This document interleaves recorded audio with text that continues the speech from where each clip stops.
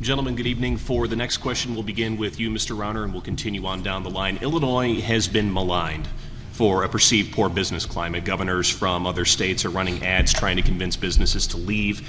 Major businesses are threatening to leave without incentives, but recently we saw ADM stay in Illinois without incentives. Chicago's tech startup scene is flourishing, and the state's in the middle of the pack really when it comes to corporate taxes. So my question is the business climate in the state getting better? And if not, what do you plan to do as governor specifically to make sure that it gets better? Alex, we have one of the most hostile business climates of any state in America. And we have the highest unemployment rate in the Midwest. As a result, we have one of the highest unemployment rates of any state in the nation. We are hostile to business. One of the biggest surprises of the campaign trail for me is how many more companies are leaving the state than I even realized before I started campaigning a year ago. It's a deep problem. On lists of how CEOs and business owners rank Illinois, they rank Illinois towards the bottom. And it's outrageous. There's no good reason for it. We have great people. We have great location. We're the capital of the Midwest. We have great infrastructure, or we're letting it deteriorate. We should be kicking the tails of all the states around us, and instead they have lower unemployment rates than us. We have worse unemployment than Michigan. I mean, good grief. It's unacceptable. We need to reduce the regulatory burden on business primarily, but also the tax burden. Many business owners are sub-S corporations. They pay the personal income tax. And that's been raised, and they're talking about raising it more. That would be devastating to business. But we also have very high sales tax, use fees, and real estate taxes, and that hurts business owners. But we also need to reduce the regulatory burden. Workers' comp, tort system, litigation system, insurance costs, environmental restrictions, labor regulations. We are a regulation-heavy, restrictive, heavy bureaucracy state. We need to become pro-free enterprise, pro-growth again, so we are stealing businesses back from Indiana rather than the other way around. Mr. Brady? Well, you're absolutely right. There's nothing more important to the state than improving our economy and bringing the 200,000 jobs back we've lost over the last 5.5 years, which really means we need to work toward instill consumer and business confidence back in Illinois. Now, I would say pension reform was one of the first steps. It was important. We saved $180 billion in that proposal that will work to save taxpayers money and solidify the pensions for teachers and state employees, which was the first step, which was important. But the next step is absolutely got to be to deliver on the tax cuts that the Democrats promised. As Republicans, it's incumbent upon us to make sure that those tax increases the Democrats placed on families and businesses are lowered and reduced with the cuts that are scheduled to take, and I adamantly support that. No way, no how will we allow the Democrats to extend that. But they also need other specifics. In the area of workers' comp, they need causation, like other states, to reduce the cost, protecting injured workers, but making sure the premiums are fair. They need an educated workforce, which is why I call for abolishing the State Board of Education, ending the bureaucracy of Washington, D.C. and Springfield, empowering local school districts, parents and school board members and teachers to teach to the interest of the student, not some bureaucrat in Washington, D.C.'s idea of a test.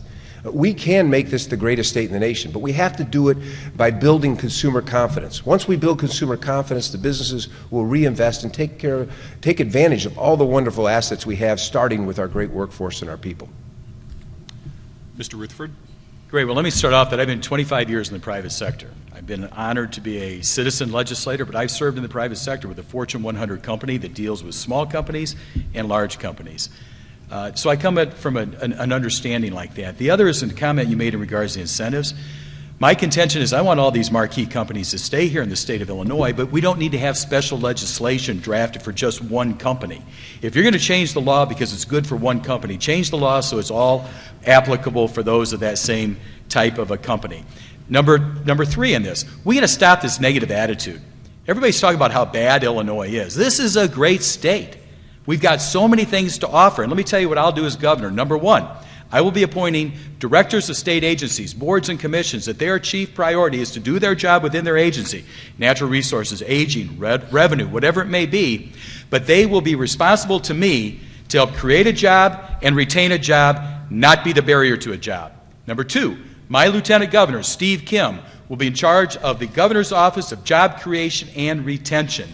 So when you get that bureaucrat out there that's making it abundantly difficult for that small business particularly to operate here, that will be the place for the ombudsman, the portal to come into the system. And number three, I'm going to be the chief marketing officer. So when Chris Christie comes flying in and Rick Perry comes parachuting in from Texas, I'm going to be the guy that's chief marketing officer and sell Illinois. Mr. Dillard. Alex, 2 national surveys recently said Illinois' outlook for 2014 is dead last, 50th in America. I look forward to an Illinois when we don't have to incent or bribe anybody to come to Illinois to do business. We have the best natural resources.